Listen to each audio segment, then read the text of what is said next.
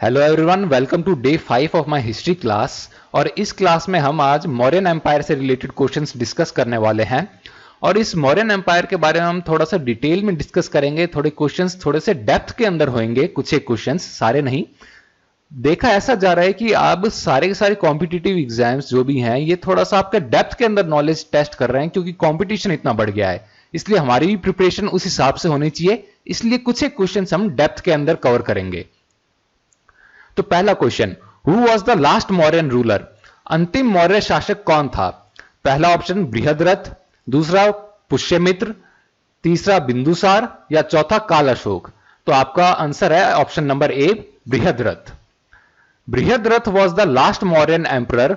He was assassinated in 184 BCE by his Brahmin commander-in-chief Pushyamitra Shunga, who established the Shunga dynasty. तो बृहद्रथ जो थे, इनका 184 ईसा पूर्व के अंदर असैसिनेशन कर दिया गया, इनकी हत्या कर दी गई। किसके द्वारा? इनके ब्राह्मण सेनापति पुष्यमित्र शुंग के द्वारा, जिन्होंने की शुंग वंश की स्थापना की थी।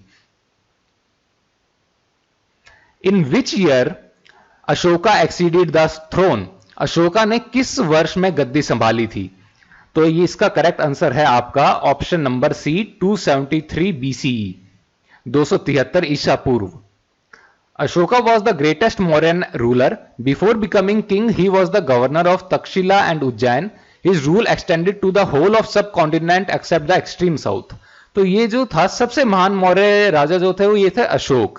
ये राजा बनने से पहले तक्षशिला और उज्जैन के ये गवर्नर थे, और इनका जो राज्य था ये लगभग जो अपने इंडियन जो सब कॉन्टिनेंट है उसमें पूरे में फैला हुआ था, एक्सेप्ट कि ये एक्सट्रीम साउथ में। Who was the first Indian ruler to unite the whole North India and bring it under one administration? पूरे उत्तर भारत को एकजुट करने वाला तथा इससे एक प्रशासन के अंतर्गत लाने वाला पहला भारतीय शासक कौन था? ए अशोक, बी चंद्रगुप्त मौर्य, सी महापद्मनंद या डी कनिष्क। तो आपका करेक्ट आंसर है Chandragupta Maurya. Chandragupta Maurya was the first Indian ruler to unite the whole North India. Both trade and agriculture flourished. ये फ्लोरिस्ट नहीं, फ्लोरिस्ट आएगा। During his reign, weights and measures were standardized, money came into use, and sanitation and famine relief measures were undertaken by the states.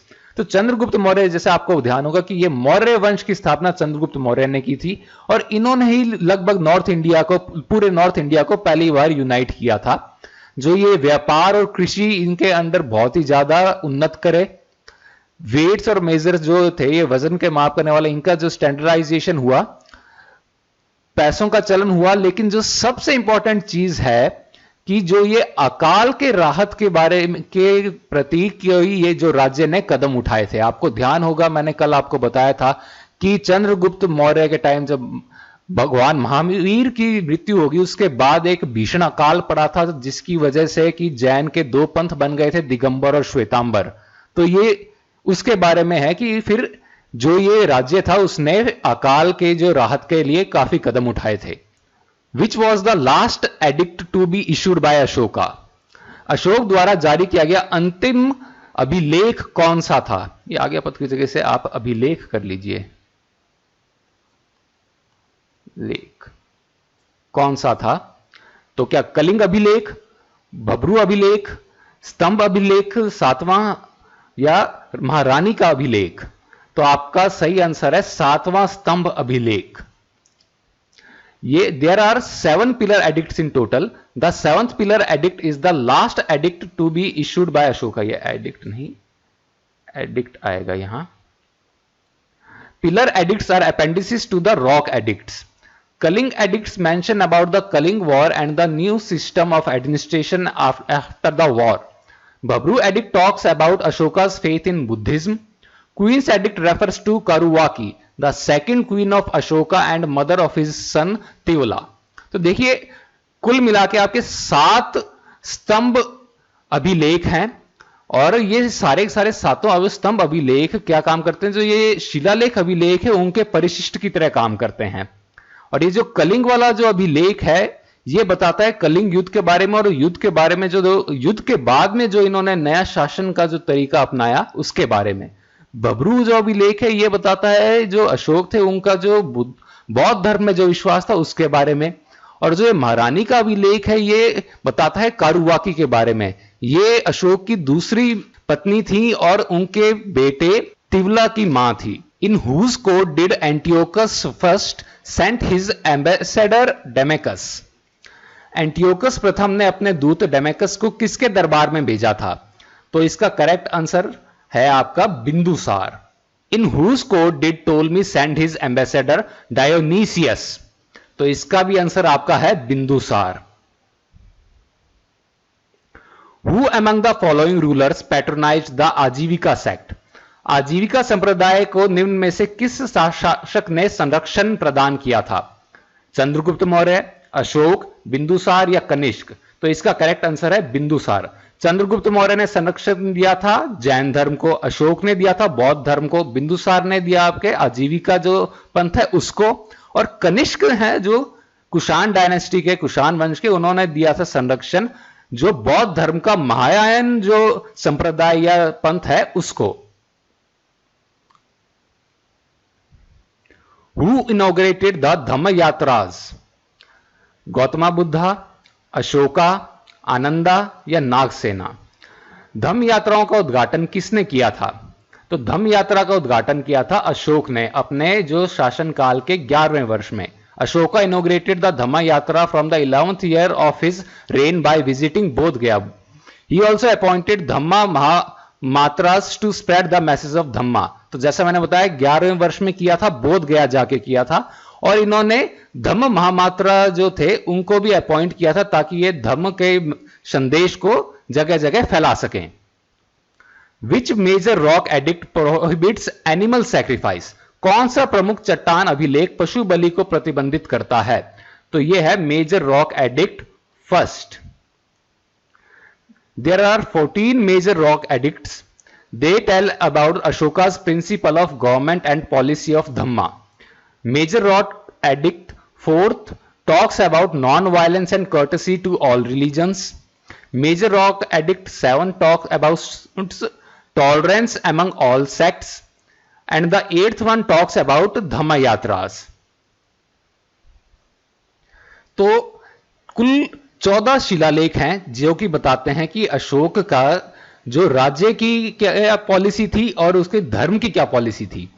और जो चौथा जो शिलालेख है ये बताता है अहिंसा के बारे में और सभी जो धर्म है उनका ये अभिवादन करता है। 7वां बात करता है जो सहिष्णुता सभी पंथों के बीच में, और 8वां बात करता है धम्म यात्रा के बारे में। Where was the single lion capital found? एकल सिंह स्तंभ शीर्ष कहां पाया गया था? तो ये पाया गया था आपका रामपुरवा में। सारनाथ में आपको 4 लाइन पाया गया था, ध्यान रखिएगा ये एक चीज को। Single line capital was found at Rampurva and Laurier Nandangarh. 4 line capital was found at Sarnath and Sanchi. Carved elephant was found at Dholi and engraved elephant was found at Kalsi. तो जैसा मैंने बताया कि एकल वाला जो पाया गया था वो रामपुर और लॉरियर नंदनगढ़ में पाया गया। 4 सिंह वाला जो पाया गया वो सारनाथ और सांची में पाया गया, और जो तराशा हुआ हाथी पाया गया धौली में, और उकेरा हुआ हाथी पाया गया कलसी में। Who was the Gopa under Mauryan administration? Maurya प्रशासन में गोपा कौन हुआ करता था? तो गोपा हुआ करता था पुरोहित या फिर मुख्य पुजारी, चीफ प्रीस्ट। गोपा वॉज द चीफ प्रीस्ट और पुरोहित। The crown prince was known as yuvraj. Commander in chief was known as the senapati. Who was Chandragupta Maurya? What was Chandragupta Maurya called by Greek scholars? Chandragupta Maurya को ग्रीक विद्वानों के द्वारा क्या कहा गया था? तो चंद्रगुप्त मौर्य को कहा गया था सैंड्रोकोट्स। सैंड्रोकोट्स या एंड्रोकोट्स दोनों में से कुछ भी कह दीजिए। और एमिट्रोकेट्स कहा गया था, ये कहा गया था इसको बिंदुसार को। Chandragupta Maurya was called Sandrocottus या और Androcottus and Bindusara was called Amitrochates. Which of the following act as appendices to rock edicts? निम्न में से कौन से चट्टान अभिलेखों के लिए परिशिष्ट का कार्य करते हैं? ये मैंने आपको थोड़ी देर पहले ही बताया था। इसका करेक्ट आंसर है पिलर एडिक्ट्स, यानी कि स्तंभ लेख। Barabar cave edicts talk about the donation to Ajivikas. जो बाकी 3 ऑप्शन है उनको डिस्कस कर रहा हूं मैं। Nigali Sagar edict records the fact of Ashoka having visited Konagamana stupa. तो जो ये बारबरा के जो गुफा के जो अभिलेख हैं वो बात करते हैं आजीविका जो पंथ है उनको जो दान दिया था उसके बारे में, और नीलगली सागर जो अभिलेख है ये इस तथ्य को रिकॉर्ड करता है कि अशोक कोन्नमगढ़ स्तूप जब गए थे उसके बारे में आपको बताता है। Who wrote the book Mudra Rakshasa. Mudra Rakshasa पुस्तक किसने लिखी थी? तो यह पुस्तक लिखी थी विशाख दत्त ने। चाणक्य ने कौन सी लिखी थी? अर्थशास्त्र लिखी थी। हेमचंद्र ने कौन सी लिखी थी? ये परिशिष्ट पर्वन लिखी थी। The Mudrarakshasa is a Sanskrit language play by Vishakhadatta that narrates the ascent of the king Chandragupta Maurya to power in India. Chanakya wrote Arthashastra, Hemachandra wrote Parishishta Parvan. It is a 12th century Sanskrit महाकाव्य which details the histories of the earliest Jain teachers। तो मुद्र राक्षस तो जो है संस्कृत नाटक है जो बताता है कि चंद्रगुप्त मौर्य ने कैसे गद्दी पे आए। चाणक्य ने अर्थशास्त्र लिखी और हेमचंद्र ने लिखी परिशिष्ट पर्वन, जो कि एक 12वीं सदी का संस्कृत महाकाव्य है, जो कि ऐतिहासिक जो इतिहास में जो भी सबसे पहले जैन गुरु हुए उनके बारे में बताता है। According to the Buddhist text Dipavamsa, who among the following brothers of Ashoka was left alive by him. बौद्ध ग्रंथ दीप वंश के अनुसार अशोक ने अपने निम्न में से किस भाई को जीवित छोड़ दिया था?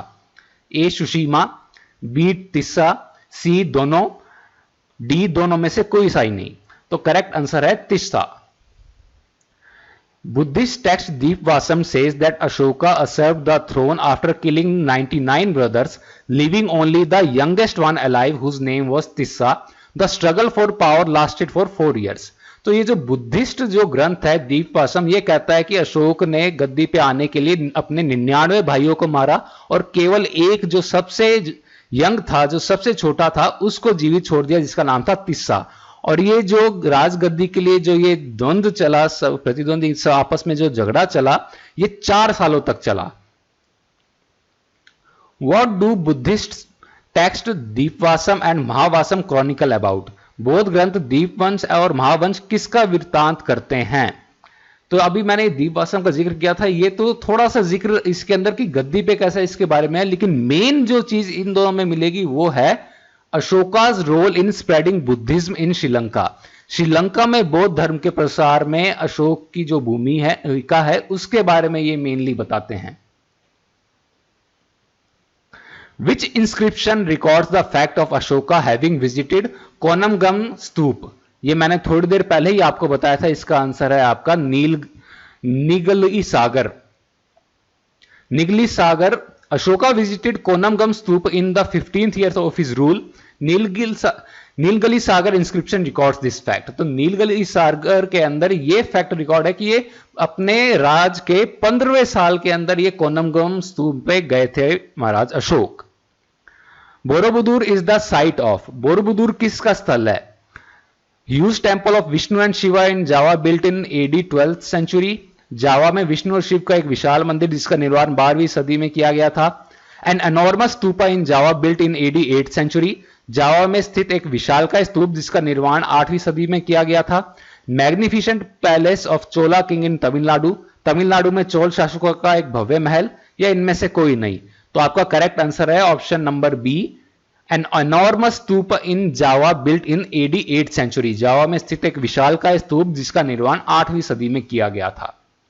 Borobudur is a famous Buddhist temple in central Java. It was built in 3 tiers। ये सेंट्रल जावा में और इसको 3 चरणों में बनाया गया था। मध्य जावा में है ये। The only inscribed stone portrait of emperor Ashoka has been found at. सम्राट अशोक की एकमात्र उत्कीर्ण पत्थर की प्रतिमा कहां पाई गई है? तो यह आपकी पाई गई है कनागनहली में।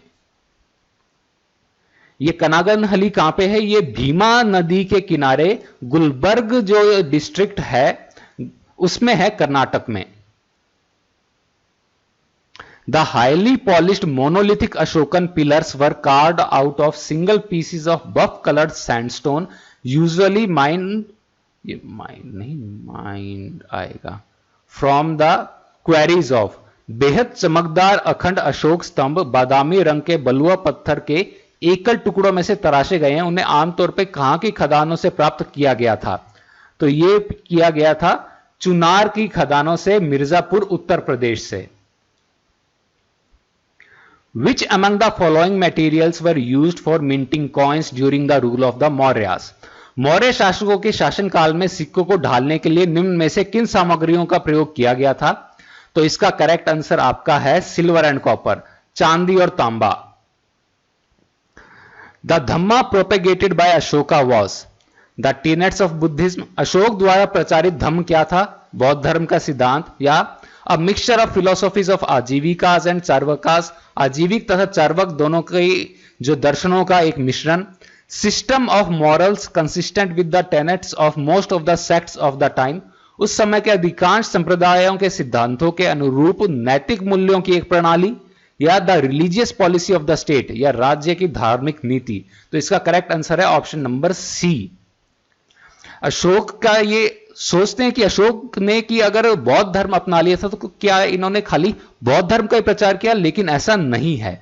अशोक ने कई सारे धर्मों के सिद्धांतों को आपस में लिया, सभी धर्मों के बीच में सहिष्णुता को इन्होंने प्रमोट किया, टॉलरेंस को। तो यह अशोक की एक महानता थी। Ashokan inscriptions of Manshera and Shahabazgadi are written in। Mansehra तथा शाहबजगढ़ी के अशोक शिलालेख लिखे गए हैं। प्रकृत लैंग्वेज खरशोटी स्क्रिप्ट, प्राकृत भाषा खरोष्ठी लिपि, प्रकृत लैंग्वेज ब्रह्मी स्क्रिप्ट, प्राकृत भाषा ब्रह्मी लिपि में, प्रकृत अरमाइक लैंग्वेज ब्रह्मी स्क्रिप्ट, प्रकृत अरमाइक भाषा या ब्रह्मी लिपि में, या अरमाइक लैंग्वेज खरोष्ठी लिपि स्क्रिप्ट, अरमाइक भाषा खरोष्ठी लिपि। तो आपका करेक्ट आंसर है option number D, Aramaic language Kharosthi script. ये टोटल 33 ऐसे इंस्क्रिप्शंस हैं अशोक के। There are total of 33 inscriptions of king Ashoka. These were first deciphered by British archaeologist James Prinsep. तो ऐसे ये 33 शिलालेख हैं अशोक के, और इनको सबसे पहले समझा था जो ब्रिटिश पुरातत्व विशेषज्ञ जो थे जेम्स प्रिंसेप, उनके द्वारा ये किया गया था। Which one among the following statements about Ashokan edicts is correct? Ashok के शिलालेखों के विषय में निम्न में से कौन सा कथन सही है? The pillar edicts were located in all parts of the empire। स्तंभ शिलालेख साम्राज्य के सभी हिस्सों में स्थित थे। The edicts give details of his personal concerns but are silent on events of the empire। ये शिलालेख उसके व्यक्तिगत सोच के बारे में जानकारी देते हैं, लेकिन साम्राज्य की घटनाओं के विषय में मौन है। ये सही नहीं हो सकता। क्यों? क्योंकि ये कलिंग एडिक्ट के बारे में ही आप देख लीजिए, या जो रॉक एडिक्ट 13th था या माइनर एडिक्ट फर्स्ट था, ये इसके बारे में बताते हैं। कलिंग जो वॉर था और इसके बाद में जो एडमिनिस्ट्रेशन की जो पॉलिसीज जो अपनाई थी उसके बारे में ये बताते हैं। तो ये ऑप्शन गलत हो जाता है। The subject of inscribed matter on rock edicts differs completely with that of pillar edicts। चट्टान शिलालेखों में उत्कीर्ण मामलों का विषय वस्तु स्तंभ शिलालेखों के विषय वस्तु से पूर्णतः अलग है। तो ये भी गलत है। क्यों? क्योंकि पिलर एडिक्ट्स जैसे मैंने बताया था, they were the appendices of rock edicts, यानी कि जो ये चट्टान शिलालेख हैं उनके परिशिष्ट की तरह काम करते थे ये स्तंभ शिलालेख। The Greek or Aramaic edicts are versions of translations of the texts used in other edicts। Greek या आरमाइक शिलालेख अन्य शिलालेखों में प्रयुक्त विषय के अनुवादों के संस्करण है। तो ये भी गलत है। ग्रीक और आरमाइक के अंदर जो ये शिलालेख था ये अपने नॉर्थ वेस्ट में पाया गया था। कहां पे ये पाया गया था? ये पाया गया था कंधार में, और ये बाइलिंगुअल था। कंधार अफगानिस्तान में, और ये बाइलिंगुअल था। तो आपका करेक्ट ऑप्शन हो जाता है option number A, the pillar edicts were located in all parts of the empire. One of the prominent Buddhist structures in India dash stupa at Sarnath was constructed by the great Mauryan king Ashoka. Bharat में प्रमुख बौद्ध संरचनाओं में से एक सारनाथ में का कौन सा स्तूप का निर्माण महान मौर्य राजा अशोक द्वारा किया गया था? तो इसका आंसर है आपका धमेक। धमेक स्तूपा इन Sarnath, Uttar Pradesh is one of the most significant Buddhist monuments in India. Built in 249 BCE by the great Mauryan king Ashoka, Dhamek Stupa boasts of a distinct architectural pattern in itself. History mentions that Emperor Ashoka, who took several measures to spread the Buddha's message of love and compassion through his vast empire, had embarked on a tour to Sarnath around 234 BC, and thereupon he erected the Dhamek Stupa at Sarnath. It was around that time he built the Dhamek Stupa at Sarnath and several other monuments to commemorate his pilgrimage at Sarnath. जो ये सारनाथ का धमेक स्तूप है, ये जो बौद्ध धर्म के जो स्मारकों में से सबसे मुख्य है, जो कि 249 ईसा पूर्व के अंदर बनाया गया था अशोक के द्वारा। अशोक जो कि सारनाथ में गए थे 234 ईसा पूर्व में बुद्ध का जो प्रेम और जो दया का संदेश है उसे फैलाने के लिए, और वहां पे इन्होंने फिर ये धमेक स्तूप की स्थापना की थी। Who was the professor of political science and economics at the University of Takshila? Takshashila विश्वविद्यालय में राजनीति विज्ञान एवं अर्थशास्त्र के प्राध्यापक कौन थे? तो ये थे आपके Kautilya. Kautilya belonged to the Brahmin caste. He was originally from northern India and a professor of political science and economics at University of Takshila. He was fully knowledgeable concerning the Vedas literature, and it is also believed that he might have had some knowledge of Zoroastrianism. तो ये कौटिल्य जो थे ये ब्राह्मण थे और जो northern India उत्तर भारत से थे, और तक्षशिला में पॉलिटिकल साइंस और ये इकोनॉमिक्स के ये प्राध्यापक थे। इनको वेदों का अच्छा ज्ञान था, और ये भी कहा जाता है कि जो ज़ोरास्ट्रियनिज्म जो ये पारसी धर्म है उसका भी इन्हें कुछ ज्ञान था। Which among the following pillars shows the rock cut pillars? निम्नलिखित में से कौन से स्तंभ शैल कर्तित स्तंभों को दर्शाते हैं? आर्किमेनियन pillars, Gothic pillars, Mauryan pillars या पर्शियन पिलर्स? तो आपका करेक्ट आंसर है Mauryan pillars. Even though constructing pillars are very old, Mauryan pillars are different from the pillars in the other parts of the world, like Achaemenian pillars, as they are rock-cut pillars, thus displaying the carver's skills. Stone pillars were erected all over the Mauryan Empire. ये स्तंभ बनाना कोई बहुत ही पुरानी चीज थी, ये स्तंभ बनाना कोई नई बात नहीं थी, लेकिन जो ये मौर्य जो स्तंभ थे ये अपने आप में ये अलग थे, क्योंकि ये शैल कर्तित स्तंभ हुआ करते थे। The Mauryan capital found in Sarnath is known as, Sarnath में पाए जाने वाले मौर्य स्तंभ शीर्ष को किस नाम से जाना जाता है? तो ये जाना जाता है लायन फोर हेडेड कैपिटल, सिंह चतुर्मुख स्तंभ शीर्ष। The lion capital of Ashoka is a sculpture of 4 Asiatic lions standing back to back on an elaborate base that includes other animals. A graphic representation of it was adopted as the official emblem of India in 1950. तो ये जो 4 सिंह वाला जो ये स्तंभ है इसको हमने 1950 में अपने जो ऑफिशियल नेशनल एम्बलम की तरह यूज लिया था। Dash is an epic poem in the Sanskrit Mahakavya style on the life and nirvana of Gautama Buddha by Ashwagosha. अश्वघोष द्वारा रचित एक संस्कृत महाकाव्य कौन सा है जिसमें बुद्ध के जन्म एवं निर्वाण की प्राप्ति का वर्णन है? तो अश्वघोष ने जो बुक लिखी थी उसका नाम है Buddhacharita. Option A Buddhacharita. Buddha Charit, Acts of Buddha is an epic poem in the Sanskrit Mahakavya style on the life of Gautama Buddha by Ashwagosha, composed in 2nd century CE. तो ये जो लिखी गई थी ये दूसरी शताब्दी में लिखी गई थी और ये जो बुद्ध के जीवन के बारे में बताती है, ये एक महाकाव्य कविता है। Who among the following also has had the name देवनाम Priyadasi? निम्न में से किसका अन्य नाम देवनाम प्रियदसी था? तो ये नाम था आपके मौर्यन किंग अशोक का, मौर्य शासक अशोक का। देवनाम प्रिय, प्रियदर्शी भी कहा जाता है। इसका मतलब है कि बिलव्ड ऑफ द गॉड्स, जो देवताओं का जो प्रिय हो। Which of the following would be the most accurate description of the Mauryan monarchy under Ashoka? Ashok के नेतृत्व में मौर्य साम्राज्य की सर्वाधिक सटीक व्याख्या निम्न में से कौन सी है? एनलाइटेंड डेस्पोटिज्म, प्रबुद्ध तानाशाही, सेंट्रलाइज्ड ऑटोक्रेसी, केंद्रीकृत एकतंत्र, ओरिएंटल डेस्पोटिज्म, प्राच्य तानाशाही, या गाइडेड डेमोक्रेसी यानी कि मार्गदर्शित लोकतंत्र? तो इसका करेक्ट आंसर है आपका enlightened despotism. Despotism is a form of government in which a single entity rules with absolute power. However, in an enlightened absolutism, it is also known as benevolent despotism, absolute monarchs use their authority to institute a number of reforms in the political systems and societies of their countries. तो क्या होता है ये despotism जो होता है, इसके अंदर जो ये तानाशाही जो है, इसके अंदर क्या है, एक ही बंदा के पास बहुत ज्यादा शक्ति होती है.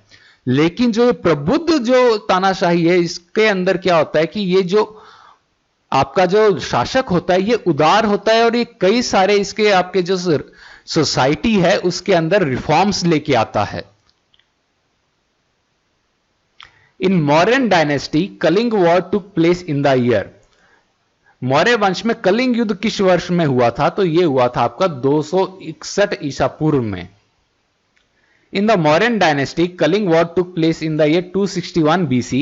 The Kaling War fought between the Mauryan Empire under Ashoka the Great and the state of Kalinga, Odisha. It was fought in 262 to 261 BC. The Kaling War is one of the major and bloodiest battles in the history of India. तो ये लड़ा गया था कलिंग और ये मगध, ये जो empire था मौर्यन एम्पायर अशोका के अंडर, कलिंग जो कि मॉडर्न डे उड़ीसा है, और यह अब तक का सबसे ज्यादा खूनी युद्ध था. The monk who influenced Ashoka to embrace Buddhism was. वह भिक्षु कौन था जिसने अशोक को बौद्ध धर्म अपनाने के लिए प्रेरित किया था? तो वो था Upagupta. He was a Buddhist monk. According to some stories he was the spiritual teacher of Ashoka and great Mauryan emperor. Upagupta's teacher was Sanavasi, who was disciple of Ananda, the Buddha's attendant. तो क्या था, ये कहा जाता है कि ये मौर्य जो राजा अशोक थे उनके ये गुरु थे उपगुप्त, और उपगुप्त के गुरु थे सनवासी, और सनवासी जो थे वो किसके शिष्य थे? वो आनंद के शिष्य थे. जो आनंद जो थे वो जो भगवान बुद्ध थे उनके सेवक थे. तो ये अगर क्वेश्चन आए कि कोई आपको 4 ऑप्शन दे दे और पूछा जाए इनमें से भगवान बुद्ध के प्रमुख सेवक कौन थे, तो आपका आंसर हो जाएगा आनंदा. The Greek ambassador sent to Chandragupta Maurya court was. Chandragupta Maurya के दरबार में भेजा गया ग्रीक दूत कौन था? तो वो था आपके Megasthenes. Megasthenes was the author of work Indica. He was an ambassador of Seleucus I to Chandragupta Maurya in Pataliputra. Megasthenes Indica is the first well-known Western account of India, and he is regarded as one of the founders of the study of Indian history in the West. He is also the first foreign ambassador to be mentioned in the Indian history. तो मेगास्थनीज को Seleucus first ने भेजा था चंद्रगुप्त मौर्य के दरबार में अपने दूत की तरह. इसने मेगास्थनीज ने बुक लिखी थी इंडिका, जो कि पहली कोई किताब जानी जाती है जो भारत के बारे में लिखी हो, किसी वेस्टर्न जो कि दक्षिण से जो आए हुए किसी इंसान ने जो लिखी हो. और ये माना जाता है कि यही पहली जो मतलब इंडियन हिस्ट्री जो पढ़नी स्टार्ट हुई थी वो यहीं से स्टार्ट हुई थी, जो मेगास्थनीज की इंडिका से. और ये अपने भारतीय इतिहास में पहला जो फॉरेन जो दूत, फॉरेन एम्बेसडर जो है वो मेगास्थनीज ही है. अर्थशास्त्र वॉज रिटन बाय. अर्थशास्त्र किसके द्वारा लिखी गई थी? तो अर्थशास्त्र लिखी गई थी आपके Kautilya. The Arthashastra is an ancient Indian treatise on statecraft, economic policy and military strategy, which identifies its author by the names Kautilya and Vishnugupta, both names that are traditionally identified with Chanakya. Because of its harsh political pragmatism, the Arthashastra has been compared to Machiavelli's The Prince. तो अर्थशास्त्र जो है ये प्राचीन भारतीय लेख है किसके ऊपर? राजकला, इकोनॉमिक पॉलिसी यानी कि आपके अर्थव्यवस्था और जो है युद्ध कला के ऊपर, और इसके जो ऑथर है उसका नाम कौटिल्य या विष्णुगुप्त माना जाता है। विष्णुगुप्त या कौटिल्य दोनों चाणक्य के ही नाम थे। और अर्थशास्त्र की कंपैरिजन किया जाता है मैकियावेली की द प्रिंस से, इसलिए चाणक्य को अपने भारत का मैकियावेली भी कहते हैं।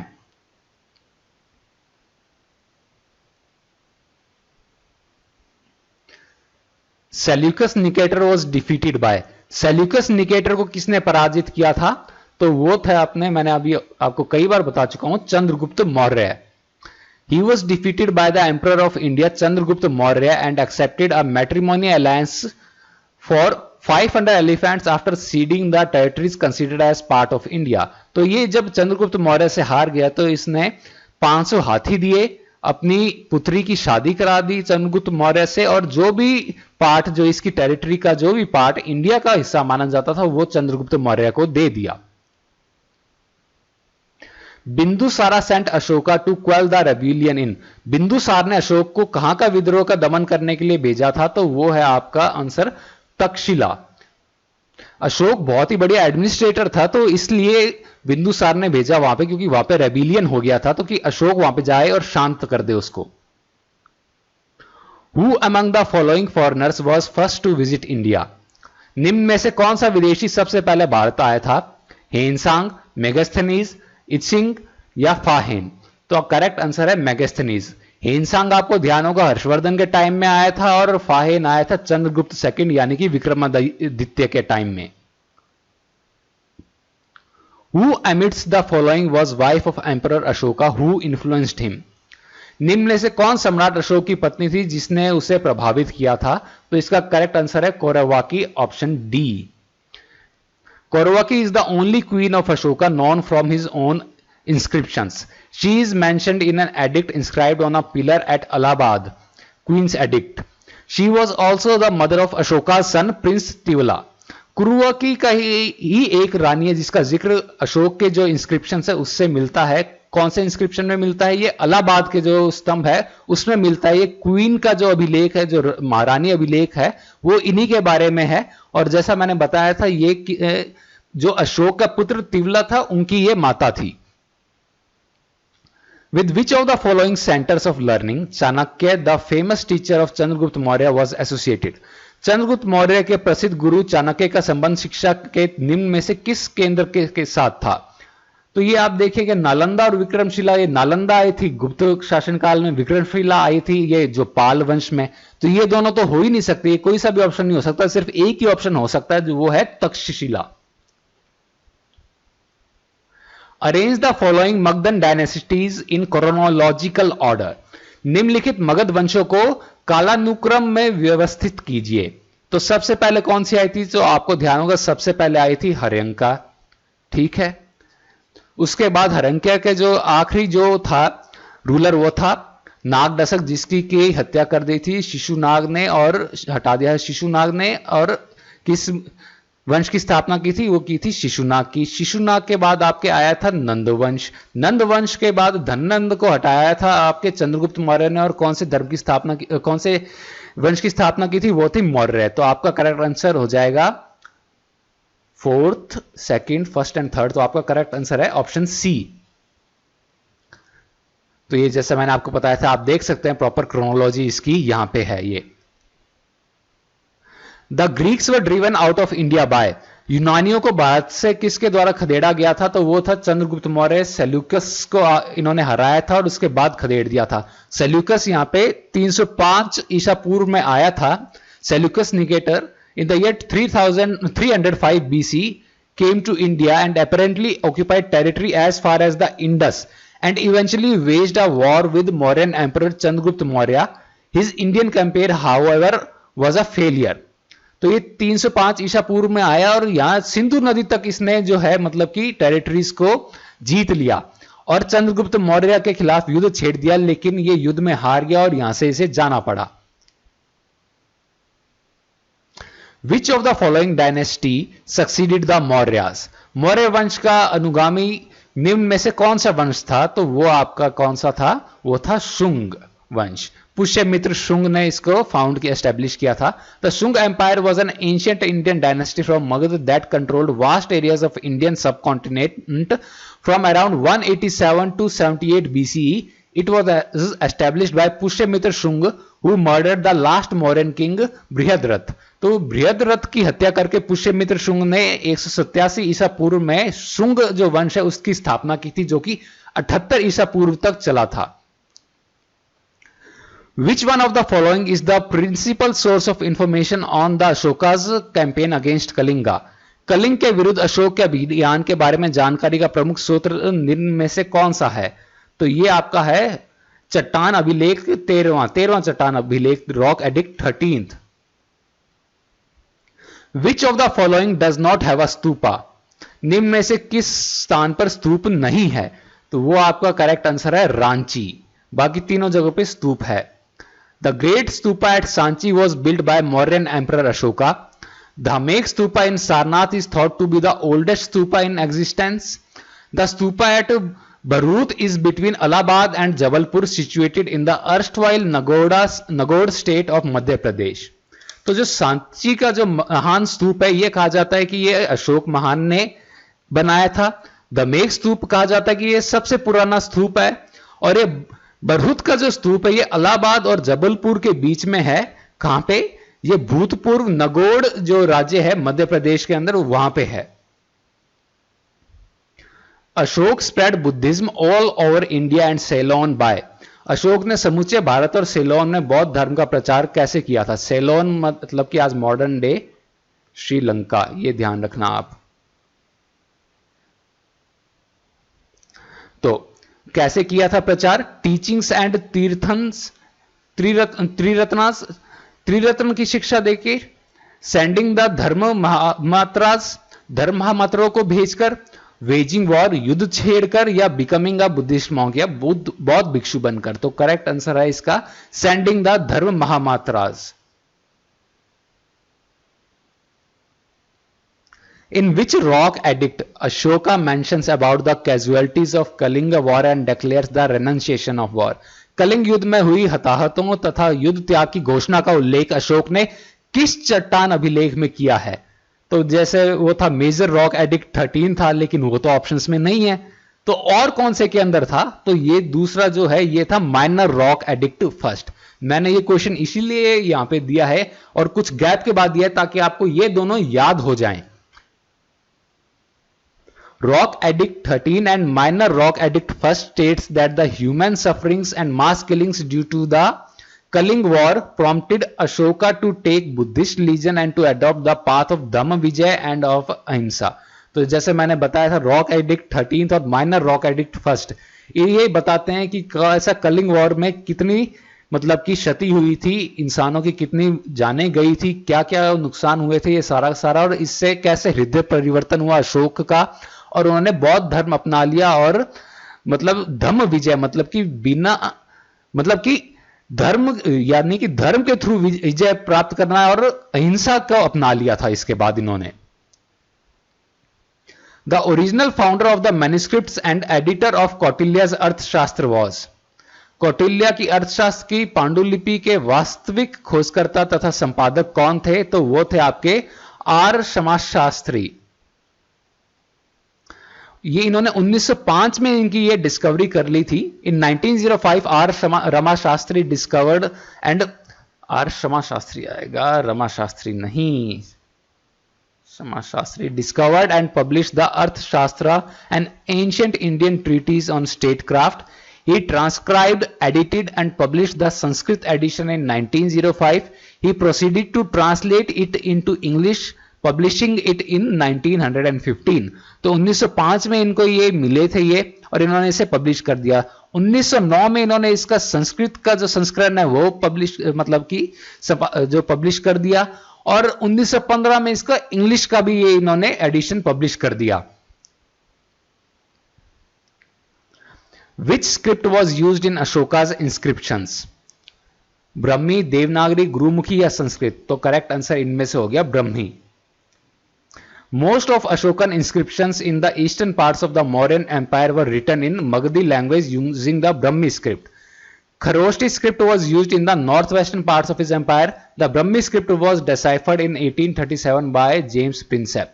तो ये ईस्टर्न जो पार्ट है, पूर्वी जो भाग है मगध एम्पायर का, उसमें मगधी भाषा यूज ली गई है इनके अंदर इंस्क्रिप्शंस में, और ब्रह्मी जो लिपि है वो इस्तेमाल की गई है। भाषा मगधी है, लिपि ब्रह्मी है। और जो नॉर्थ वेस्ट जो है पार्ट, उसके अंदर खरोष्टी जो लिपि है वो इस्तेमाल की गई है। और ब्रह्मी स्क्रिप्ट को सबसे पहले समझा था 1837 में जेम्स प्रिंसेप ने। The capital of Mauryan kingdom was located at. Maurya समाज की राजधानी कहां स्थित थी? तो यह स्थित थी आपकी पाटलिपुत्र में। पाटलिपुत्र जो कि पटना का प्राचीन नाम था। तो फिर इसी के साथ हमारी आज की क्लास खत्म होती है। आई होप आपकी इस क्लास में मजा आया होगा। Thank you.